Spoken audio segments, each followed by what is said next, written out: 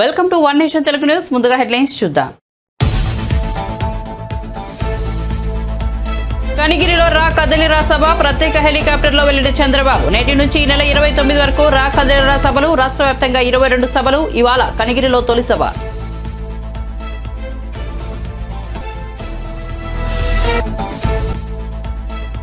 ఢిల్లీ పర్యటనలో వరుసగా కేంద్ర మంత్రులను కలుస్తున్న ముఖ్యమంత్రి. నిన్న అమిత్ షా, హర్దీప్ సింగ్ పూరి, గజేంద్రనాథ్ సింగ్ షెకావర్త్లో సమావేశం. నేడు రాజ్నాథ్తో రక్షణ శాఖ భూములు, కంటోన్మెంట్ అంశాలపై చర్చ.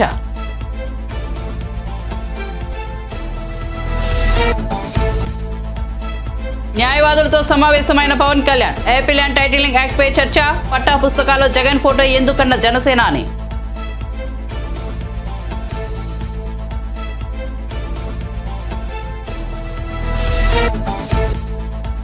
ఉచిత బస్సు ప్రయాణం పట్ల మహిళలు ఆనందంగా ఉన్నారన్న జగ్గారెడ్డి. నేడు అసెంబ్లీలో ఉంటే బీఆర్ఎస్ ఎమ్మెల్యేల ఆటలు సాగనిచ్చేవాడిని కాదని వెల్లడి.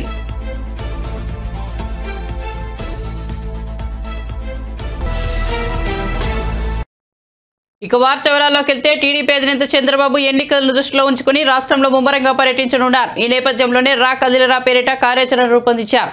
నేటి నుంచి ఈ నెల 29 వరకు వివిధ ప్రాంతాల్లో 22 సభలు నిర్వహించనున్నారు. కనిగిరిలో తొలి సభ జరగనుంది. ఈ సభ కోసం చంద్రబాబు ప్రత్యేక హెలికాప్టర్లో పయనమయ్యారు. ఈ హెలికాప్టర్ ఉండవల్లిలోని చంద్రబాబు నివాసం నుంచి బయలుదేరింది. కాగా కనిగిరి సభ కోసం టీడీపీ భారీ ఏర్పాట్లు చేసింది. పొత్తు నేపథ్యంలో ఈ సభకు జనసేన శ్రేణులు కూడా హాజరయ్యే అవకాశం ఉంది. రా కదిలిరా సభలో కొన్నింటిని చంద్రబాబుతో పాటు పవన్ కళ్యాణ్ కూడా హాజరు కానున్నారు.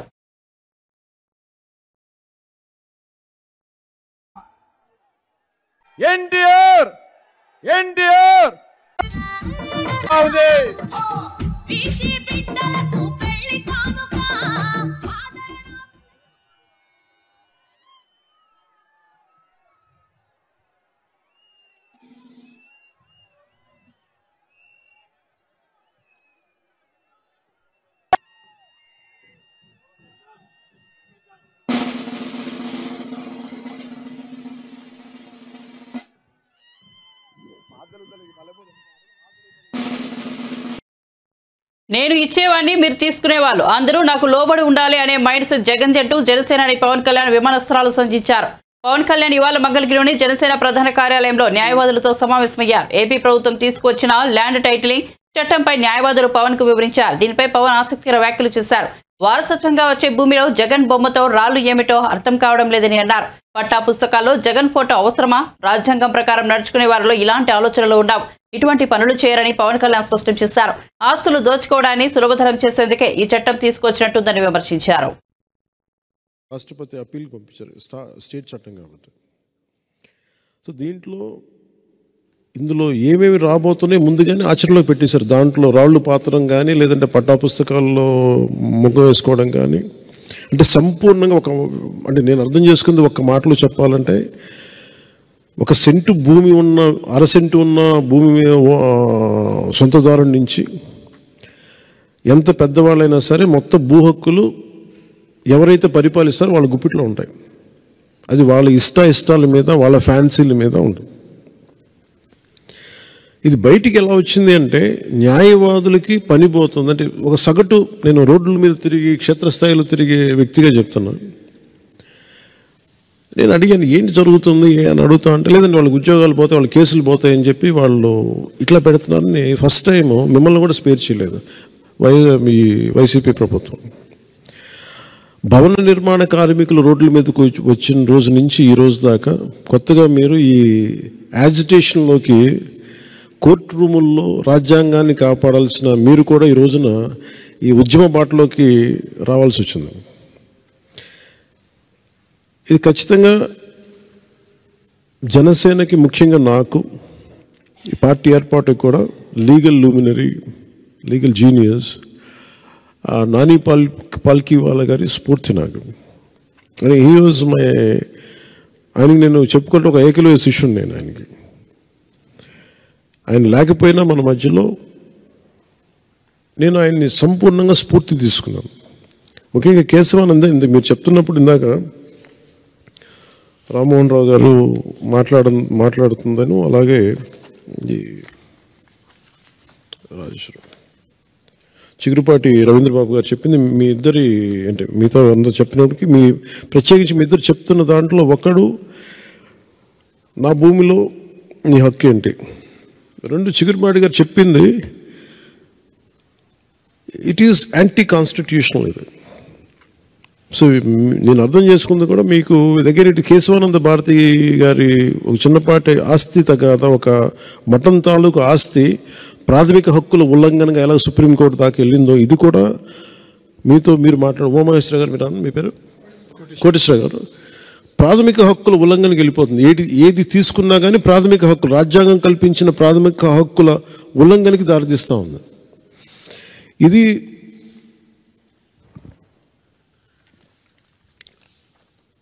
అంటే మీకు ఇది జగన్ దీన్ని ఎలా అనుకూలంగా తీసుకుంటున్నాడంటే, ఆయనకి వైజాగ్లో వచ్చి దోచుకున్న ప్రాపర్టీస్ అన్నిటిని లెజిటిమేట్ చేసుకోవడానికి ఇది తెచ్చుకున్న చట్టంలా ఉంది. అది అంటే వైజాగ్లో వాళ్ళు దోచుకున్న ఆస్తులకి లెజిటిమైజ్ చేసుకునేందుకు చట్టంలో ఇది ఒకటి ఉంది. అలాగే ఈ పొలిటికల్ ఈ వాళ్ళ ఎవరినైతే ఇప్పుడు మీరు అంటున్నారు, మీరు కోర్ట్స్ని దాటేసి కోర్ట్స్ని అతిక్రమించి రెవెన్యూ అథారిటీస్కి హక్కు ఇచ్చేస్తే రెవెన్యూ వ్యవస్థ అంతా ఎవరైతే ప్రభుత్వాన్ని నడుపుతారో వారి చేతిలో ఉండదు. కోర్టులు ప్రభుత్వం చేతిలో ఉండవు. ఆ హక్కుని ఇటు తీసేస్తే మటుకు ఖచ్చితంగా మోర్ ఈజీ అయిపోతే ఆస్తిని దోచేయటం మరింత సులభతరం అవుతుంది. ఒకటే అనిపిస్తుంది, ఋషికొండని ఒక ఉదాహరణ చెప్తాను. ఋషికొండని రేపొద్దున అన్యాక్రాంతంగా దోచుకున్నాను ఆయన. ఇందాక మీరు చెప్తున్నట్టుగా ఉమామహేశ్వర గారు మీరు చెప్తున్నట్టుగా ఏదైనా వాళ్ళు అప్లై చేసుకోవచ్చు. ఇది నాది అని రాసేసుకుంటే సరిపోద్ది, నో క్వశ్చన్స్ ఆస్క్డ్. సో ప్రతిదానికి కోర్టు అనే ఒక రక్షణ చట్టాన్ని తీసేశారు దీనివల్ల. దీన్ని నేను ప్రజలకి సగటు మనిషికి, సగటు ఇంట్లో వంట చేసుకునే ఒక ఆడపడుచుకు కూడా, కేవలం గృహిణికి కూడా ఇది అర్థం అయ్యేలాగా నాకు మరింత లోతుగా దీన్ని తీసుకెళ్ళాలి. మీరు దేనికైతే పోరాటం చేస్తున్నారో, దేనికైతే ఉద్యమిస్తున్నారో ఇది నేను సంపూర్ణంగా తీసుకెళ్ళాలి అంటే నాకు ఇంకొక 2-3 రోజులు వ్యవధి కావాలి. ఎందుకంటే ఇది నాకు దీని తాలూకు గ్రావిటీ, దీని తాలూకు సీరియస్నెస్ నాకు అర్థమవుతుంది. అండ్ ఎందుకంటే ఒక డ్రెకోనియన్ లా వచ్చినప్పుడు చాలా సున్నితంగా ఉంటుంది, పెద్ద ఇష్యూగా అనిపించదు. అది అప్లై చేసే కొద్దీ దాని అప్లికేషన్లో దాని తాలూకు మీరు ముందే సెన్స్ చేస్తూ ఉన్నారు. అంటే మీరు చెప్తాను ప్రతిదీ ఈ ఆంధ్రప్రదేశ్ ల్యాండ్ టైటిలింగ్ యాక్ట్ 2022 ఇది కైండ్ ఆఫ్ డ్రెకోనియన్ లా. దాని ముందే మీరు గ్రహిస్తున్నారు, ఇంకా ప్రజల అనుభవంలోకి రాలేదు ఇంకా అది. అందుకని మీరు ఉద్యమిస్తున్నారు. దీంట్లో ఇది మరింత చేరువయ్యేలాగంటే నాకు వ్యక్తిగతంగా ఇంకొంచెం నాకు అవగాహన ఇంకా అవసరం. అంటే నాకు అర్థమైంది, కానీ దీన్ని సగటు మనిషికి ఏమాత్రం లీగల్ అవగాహన లేని వ్యక్తికి చాలా సామాన్య పరిభాషలో చెప్పేది వాళ్ళ అనుభవంలోకి వచ్చేలా కావాలంటే నాకు ఇంకో కొంచెం 2 రోజులు అధ్యయనం చేయాలి నేను దీని మీద. కేంద్ర మంత్రి రాజ్నాథ్ సింగ్ తో ముఖ్యమంత్రి రేవంత్ రెడ్డి, మంత్రి ఉత్తమ్ కుమార్ రెడ్డి శుక్రవారం మధ్యాహ్నం భేటీ అయ్యారు. ఏఐసీసీ నిర్వహించిన లోక్సభ ఎన్నికల సన్నాహక భేటీలో పాల్గొనడానికి వచ్చిన రేవంత్ రెడ్డి, ఉత్తమ్ కుమార్ రెడ్డిలు 2 రోజులుగా వరుసగా కేంద్ర మంత్రులతో సమావేశమవుతున్నారు. అమిత్ షా, హర్దీప్ సింగ్ పూరి, గజేంద్రనాథ్ సింగ్ షెకావత్ తదితరులను కలిశారు. తాజాగా రక్షణ శాఖ మంత్రి రాజ్నాథ్ సింగ్ తో భేటీ అయ్యారు. తెలంగాణలోని రక్షణ శాఖ భూములు, కంటోన్మెంట్ అంశాలపై చర్చించారు.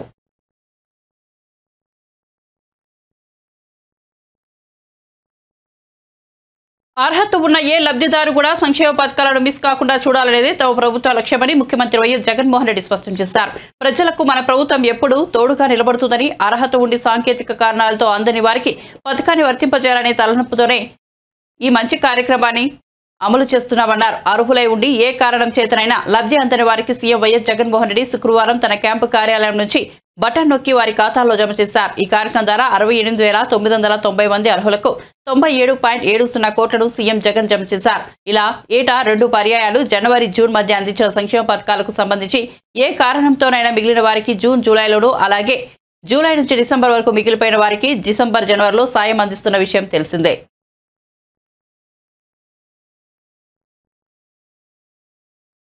కాపు నేస్తం ద్వారా 3,60,000 మందికి అప్పట్లో మంచి జరిగితే మరో 1,884 మందికి ఇప్పుడు మళ్ళీ మంచి జరిగిస్తా ఉన్నాం. ఈరోజు నేతన్న నేస్తం ద్వారా అప్పట్లో 80,686 మందికి మంచి జరిగితే ఇప్పుడు 352 మందికి రకరకాల కారణాల వల్ల అప్పట్లో మిస్ అవుట్ అయిపోయిన బెనిఫిషరీస్కు మళ్ళీ ఈ రోజు మేలు జరిగిస్తూ ఈ రోజు మళ్ళీ వాళ్ళకు కూడా అందజేసే కార్యక్రమం జరుగుతూ ఉంది. ఈ రకంగా వీళ్ళే కాకుండా కొత్తగా మరో 1,17,161 మందికి పెన్షన్లు మంజూరు చేసే కార్యక్రమం ఇది కూడా 6 నెలలకు ఒకసారి మళ్ళీ వాళ్ళందరికీ కూడా ఎవరైనా కూడా మిగిలిపోయి ఉన్న పరిస్థితిలో ఎవరైనా కూడా ఉన్న పరిస్థితుల్లో ఎవరైనా కొత్త వాళ్ళు కానీ ఎవరైనా కానీ ఉన్న వాళ్ళు ఎవరైనా కూడా అప్లికేషన్ చేసుకోవడము, అప్లికేషన్ చేసుకున్న పిమ్మట దానిని వెరిఫై చేసి వెరిఫికేషన్ ప్రాసెస్ కంప్లీట్ చేసి వాళ్ళకు మంజూరు చేయడం, ఆ మంజూరు చేసిన వాళ్ళకు ప్రతి 6 నెలలకు ఒకసారి డిస్ట్రిబ్యూషన్ వాళ్ళకు స్టార్ట్ చేసే విధంగా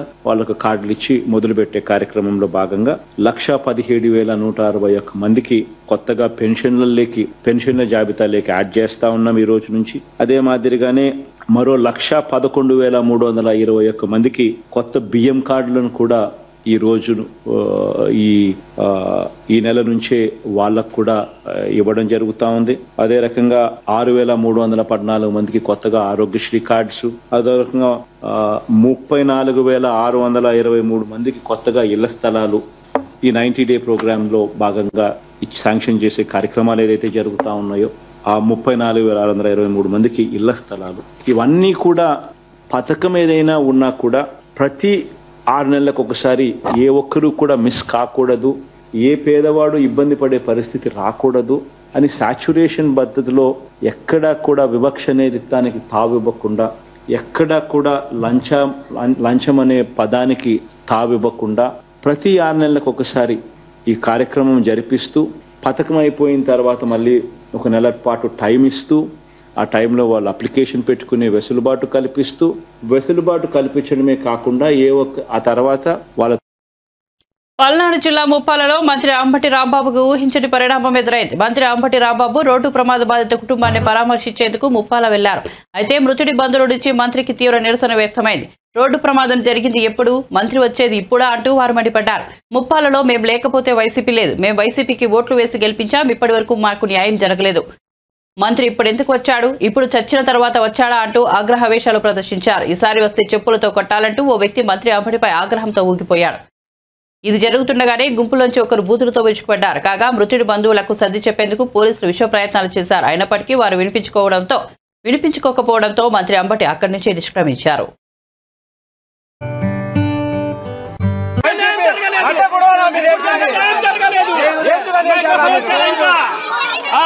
ముప్పాలలో వైసీపీ మేము లేకపోతే మాట్లాడాలన్నా మేము ఓట్లేసి గెలిపించాము. ఇప్పుడు ఎందుకు వచ్చాడు లేకపోతే మా అమ్మందరూ సమ్మ కొట్టమను.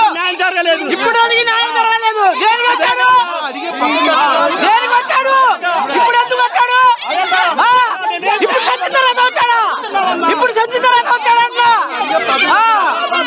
చేసుకుంటారా? ఈసారి వచ్చే చెప్పులతో కొట్టాలా? ఈసారి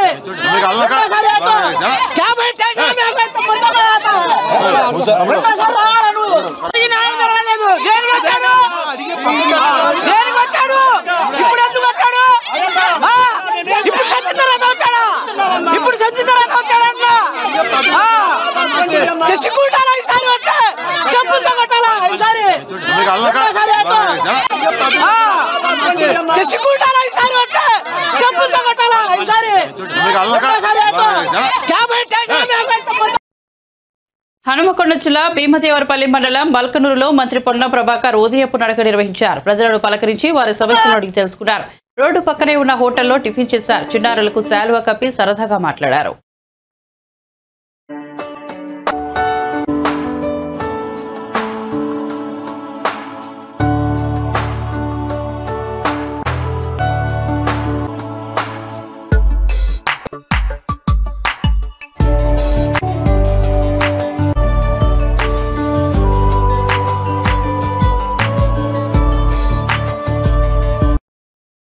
ఆంధ్రప్రదేశ్లో పొత్తుల విషయంలో బీజేపీ బెదిరింపు ధోరణిలో వ్యవహరిస్తోందని సిపిఐ రాష్ట్ర కార్యదర్శి రామకృష్ణ ఆరోపించారు. గుంటూరులోని పార్టీ కార్యాలయంలో ఆయన మీడియాతో మాట్లాడారు. రాజకీయాల్లో స్వేచ్ఛ లేకుండా పోయిందన్నారు. రాష్ట్రంలో జగన్ను ఇంటికి పంపే పార్టీలతో తాము కలిసి వెళ్తామన్నారు. మీరు బ్లాక్మెయిల్ చేస్తున్నారు. ఇక్కడ తెలుగుదేశం పార్టీని మీరు పక్కాగా బ్లాక్మెయిల్ చేస్తూ ఉన్నారు. నువ్వు ఆ అగ్రిమెంట్కి వస్తావా లేదా, మాతో చేసుకుంటావా లేదా అని నేను గ్యారంటీ చెప్తా. అంటే జగన్మోహన్ రెడ్డి అరెస్ట్ చేయలేడు కాదు, అరెస్ట్ చేయగలడు చంద్రబాబు నాయుడిని, కానీ 53 రోజులు జైల్లో పెట్టలేడు.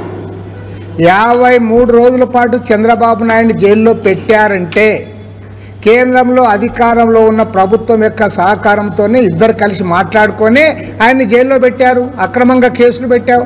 నువ్వు ఏమాత్రం కూడా దానికి ఎవిడెన్స్ లేకుండానే 53 రోజులు జైల్లో పెట్టారంటే అది జగన్మోహన్ రెడ్డికి ఒక్కరికి చేత కాదు. జగన్మోహన్ రెడ్డి ముఖ్యమంత్రి అయ్యిండొచ్చు కానీ ఒక బెయిల్ పైన ఉండే ముఖ్యమంత్రి అతను. కాబట్టి ఏమంటే కేంద్ర ప్రభుత్వము రాష్ట్ర ప్రభుత్వము కలిసి మాట్లాడుకొని, బీజేపీ నాయకులు వైఎస్ఆర్ పార్టీ నాయకులు కలిసి మాట్లాడుకొని జైల్లో పెట్టింది కాదని ఇప్పుడు చెప్పి వాళ్ళు తెలుగుదేశంతో మేము సర్దుబాటు చేసుకుంటాం, పొత్తు పెట్టుకుంటాం, అది కూడా బెదిరింపు ధోరణితో పొత్తు ఎందుకు మాట్లాడలే, మా అధిష్టానంతో మాట్లాడతారా లేదా మీరు అని బెదిరింపు ధోరణితో మాట్లాడుతూ ఉన్నారంటే అసలు రాజకీయాల్లో అంటే ఫ్రీడమ్ ఉందా లేదా అని నేను అడుగుతా ఉన్నా. వాళ్ళు ఏమంటారో వాళ్ళు పవన్ కళ్యాణ్ మాట్లాడేది మీరు మాట్లాడరా అని అంటున్నారంటే ఏమి, మీరు వచ్చి మా దగ్గర సాగిలపడండి అని చెప్తా అన్నారు. కాబట్టి ఏమంటే ఇవాళ రాజకీయాలు అంతకంతకు దిగజారిపోతూ ఉన్నాయి.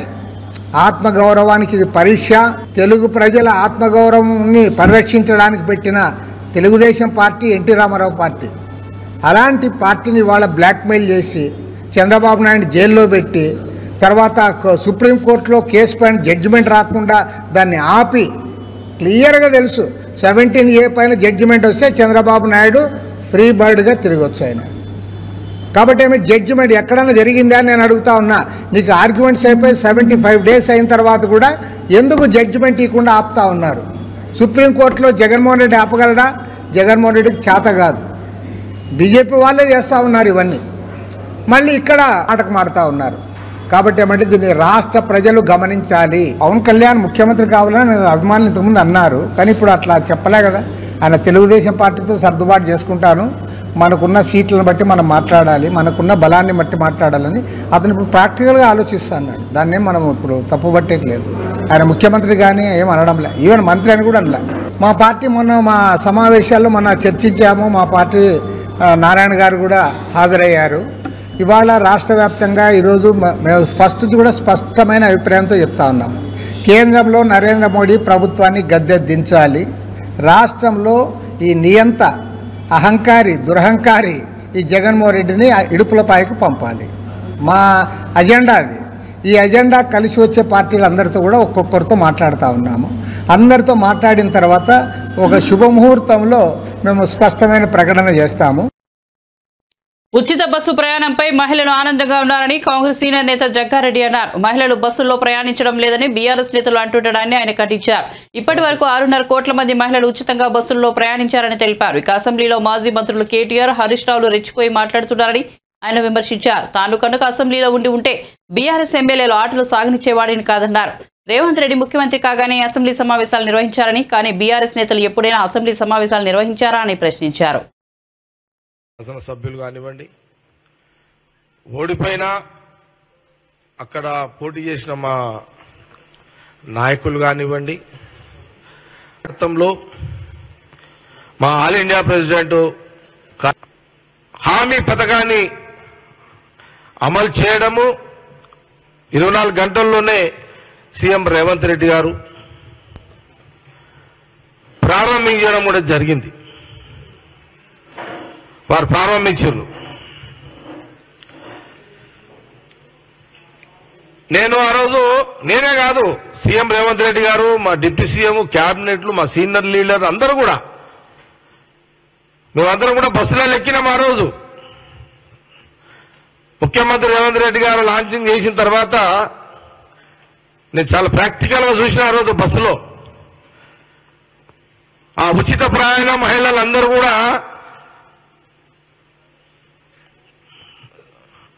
బస్ ఎక్కడము, ఫ్రీగా వాళ్ళు ప్రయాణం చేయడము, ఒకరికి 20 రూపాయలు మిగిలొచ్చు, భారంగా అంటే వాళ్ళ మీద వడకపోవచ్చు. ఒకరు 100 రూపాయలు, ఒకరు 200. చాలా ఆనందాన్ని వ్యక్తం చేశారు మహిళా లోకం అంతా కూడా. తెలంగాణ ప్రజలు, మహిళలు ఆ రోజు ఆ ఉచిత బస్సును చాలా సంతోషాన్ని వ్యక్తం చేశారు. Students, college students, high school students, ఆడపిల్లలు ఉచితంగా ప్రయాణాన్ని వాళ్ళు చాలా చాలా వాళ్ళ సంతోషాన్ని వ్యక్తపరిచారు ఆ రోజున. ఇది ఒక బ్రహ్మాండమైన మహిళా ఉచిత ప్రయాణం ఆర్టీ బస్సులో అనే ఒక స్కీమ్ గురించి వాళ్ళు చెప్తుంటే నాకు కూడా చాలా సంతోషం అనిపించింది. ఆ పథకం గురించి ఆ మహిళలు చెప్తుంటే నేను ఆ రోజు బస్ కండక్టర్ని అడిగినా, నువ్వు ఇప్పుడు ఎక్కడి నుంచి వస్తున్నావు అని అంటే, నేను పడంచేరు నుంచి నిజామాబాద్. వచ్చిపోతున్నారు. అరే గవర్నమెంట్ వచ్చి ఎంత రోజులైందా? వచ్చిన 10 రోజులకే రేవంత్ రెడ్డి ముఖ్యమంత్రి అసెంబ్లీ పెట్టిండు. మీకేమైనా జ్ఞానం, మీకేమైనా ఉందా? మీకేమన్నా 5 ఏళ్ళు నేను సరే బ్యాడ్ లక్, ఇక టైం బాగలేదు, గవర్నమెంట్ వచ్చేటానికి నేను బయట ఉన్నా, కానీ నేను లోపల ఉంటే ఆడుతుంటే ఆట వీళ్ళతోటి. నేను లోపల ఉంటే నేను టైం బాగుండి నేను ఎమ్మెల్యేగా ఉండుంటే కేటీఆర్ హరీష్ రావుతో ఆడుకుంటుంటే మంచిగా. అట్లేం లేదు. నాకు తెలుసు వాళ్ళతో ఎట్లా ఆడుకోవాలో. మీరు ఆ బండలో తిరుగుతారు, ఆర్టిస్ట్ యొక్క విలువ మీకు తెలియదు. ఎన్నికల్లో గెలుపోటములు సాధారణమని చేవెళ్ల ఎంపీ రంజిత్ రెడ్డి అన్నారు. ఓటమి నుంచి పాఠాలు నేర్చుకుంటామని తెలిపారు. లోక్సభ ఎన్నికల సన్నాహక సమావేశంలో భాగంగా చేవెళ్ల పార్లమెంట్ నియోజకవర్గ ప్రతినిధులతో తెలంగాణ భవన్లో బీఆర్ఎస్ నేతలు కె కేశవరావు, హరీష్ రావు, కడియం శ్రీహరి, సింగిరెడ్డి నిరంజన్ రెడ్డి, మధుసూదనాచారి తదితరులు పాల్గొన్నారు. లోక్సభ ఎన్నికలపై గులాబీ శ్రేణులకు దిశానిర్దేశం చేశారు. ఈ సందర్భంగా రంజిత్ రెడ్డి మాట్లాడుతూ లోక్సభ ఎన్నికలకు ఎలా ముందుకెళ్లాలో చర్చించుకున్నామని తెలిపారు. అసెంబ్లీ ఎన్నికల్లో కాంగ్రెస్ బీఆర్ఎస్ పార్టీలకు వచ్చిన ఓట్ల శాతంలో తేడా కేవలం 1.8% మాత్రమేనని రంజిత్ రెడ్డి అన్నారు. కాంగ్రెస్ పార్టీ ఇచ్చిన హామీలను అమలు చేయాలని ఆయన డిమాండ్ చేశారు. 100 రోజుల్లో హామీలు అమలు చేస్తామని అధికారంలోకి రాగానే రైతు బంధు రుణమాఫీ చేస్తామని కాంగ్రెస్ నేతలు అన్నారని గుర్తు చేశారు. బీఆర్ఎస్ ఓడిపోయినందుకు ప్రజలు బాధపడ్డారని ఆయన అన్నారు. ప్రజలంతా కేసీఆర్ వైపే చూస్తున్నారని అన్నారు. తమ బలగం కేసీఆర్ అని స్పష్టం చేశారు. బీఆర్ఎస్ పార్టీకి ఎదురుండదని పేర్కొన్నారు. చేవెళ్ల పార్లమెంట్ కాన్స్టిట్యూన్సీలో ఉన్న 7 నియోజకవర్గ పార్టీ కుటుంబ సభ్యులందరినీ పిలిపించి మా ఎమ్మెల్యేలు, మాజీ ఎమ్మెల్యేలు, మా బీఆర్ఎస్ పార్టీ సీనియర్ నాయకులు హరీష్ రావు గారు సభాధ్యక్షతన నడిచిన ఈ సభకు ఈరోజు పెద్దలు మధుసూదనాచారి గారు, నిరంజన్ రెడ్డి అన్న గారు, ప్రశాంత్ రెడ్డి గారు, మిగతా మహేందర్ రెడ్డి గారు, మా మంత్రులు సబితా ఇంద్రారెడ్డి గారు, పోచారం శ్రీనివాస్ రెడ్డి గారు, అరకెప్పుడు గాంధీ గారు, మా ప్రకాష్ అన్న, యాదన్న, రోహిత్ రెడ్డి, మహేష్ రెడ్డి, ఆనంద్ సమక్షంలో అందరితో చాలా డీటెయిల్గా డిస్కషన్స్ చేయడం జరిగింది. అందరి సూచనలు కూడా తీసుకొని రాబోయే ఎలక్షన్లో, మొన్న అసెంబ్లీ ఎలక్షన్లో చేవెళ్ల పార్లమెంట్ కాన్స్టిట్యుయెన్సీలో కాంగ్రెస్ కంటే 1 లక్ష ఓట్ల మెజారిటీ మనకుంది. మొత్తం బీఆర్ఎస్ పార్టీకి 7,08,000 వస్తే కాంగ్రెస్కి 6,07,000 మాత్రమే వచ్చినాయి.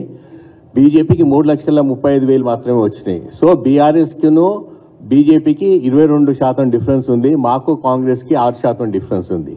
దీన్ని ఇంతకంటే మంచి ఎట్లా ఇంప్రూవ్ చేసుకోవాలి, మనం ఎట్లా బలోపేతం కావాలి, మన రాబోయే రోజుల్లో మన గలం ఏంది, మన తెలంగాణ వాదం ఏంది, పార్లమెంట్లో మా అందరిని గెలిపించిన తర్వాత తెలంగాణ రాష్ట్రం గురించి గలమెత్తిన టీఆర్ఎస్ పార్టీ, ఇప్పుడు బీఆర్ఎస్ పార్టీ, మనం ఇంకా అదే కంటిన్యూ చేద్దాం, మన తెలంగాణ వాదమే మన ముఖ్య అంశం అని చెప్పి.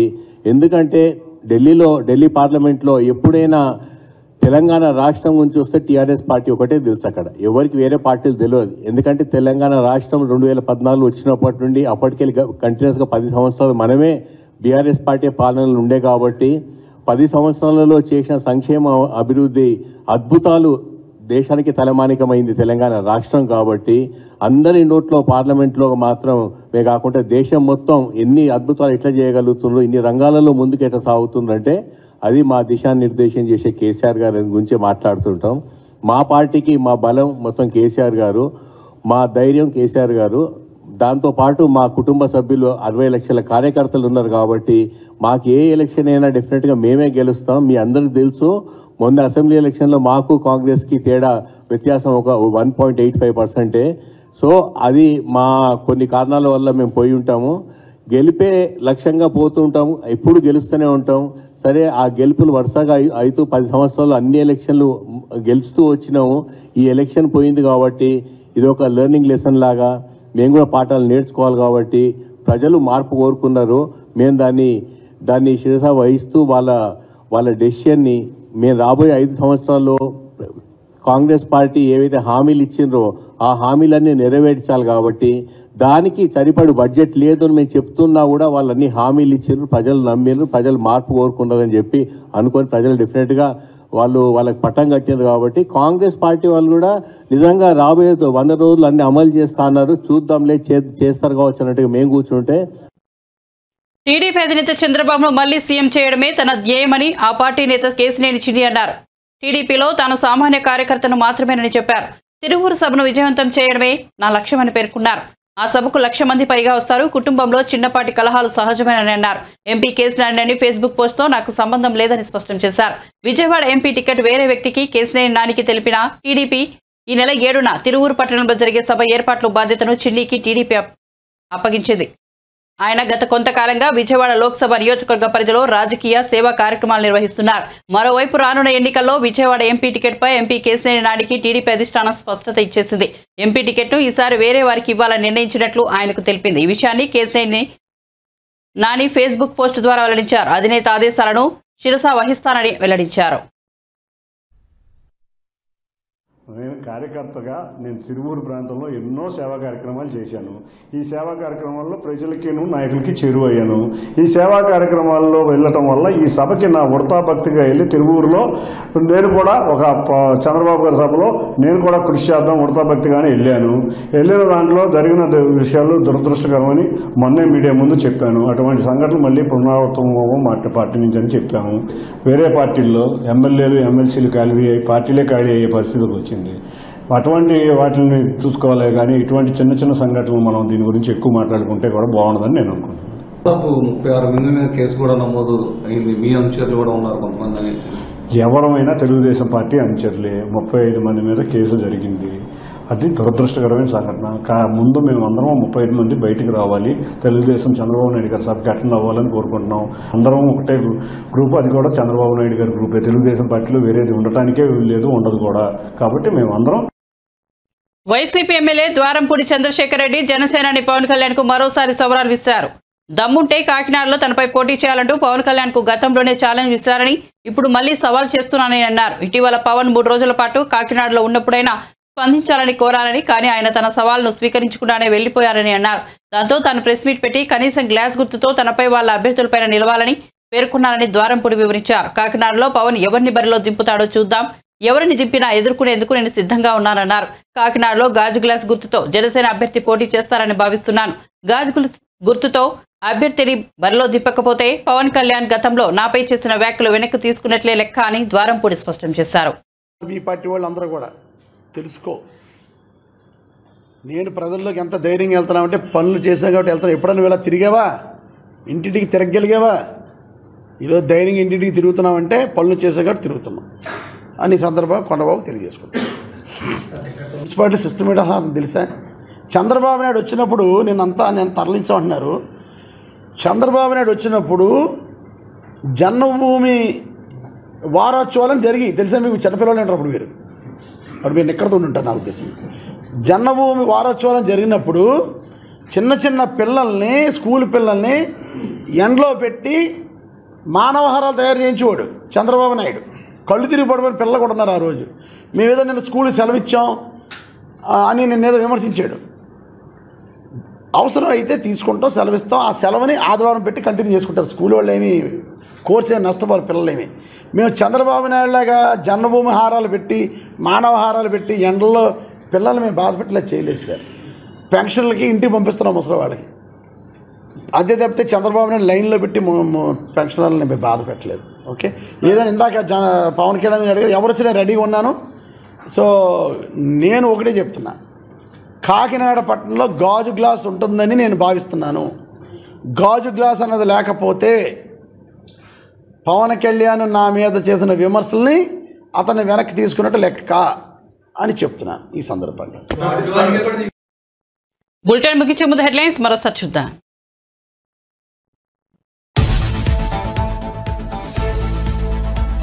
కనిగిరిలో రా కదిలిరా సభ, ప్రత్యేక హెలికాప్టర్లో వెళ్లిన చంద్రబాబు. నేటి నుంచి ఈ నెల 29 వరకు రా కదిలిరా సభలు, రాష్ట్ర వ్యాప్తంగా 22 సభలు. ఇవాళ కనిగిరిలో తొలి సభ.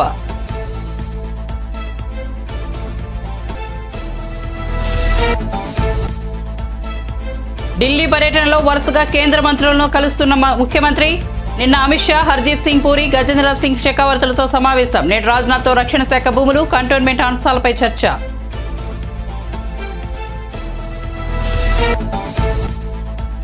న్యాయవాదులతో సమావేశమైన పవన్ కళ్యాణ్.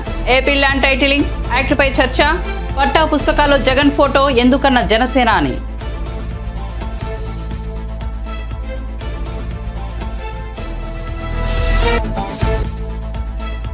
ఉచిత బస్సు ప్రయాణం పట్ల మహిళలు ఆనందంగా ఉన్నారన్న జగ్గారెడ్డి. నేను అసెంబ్లీ ఉంటే బీఆర్ఎస్ ఎమ్మెల్యేలు ఆటలు సాగనిచ్చేవాడిని కాదని వెల్లడి.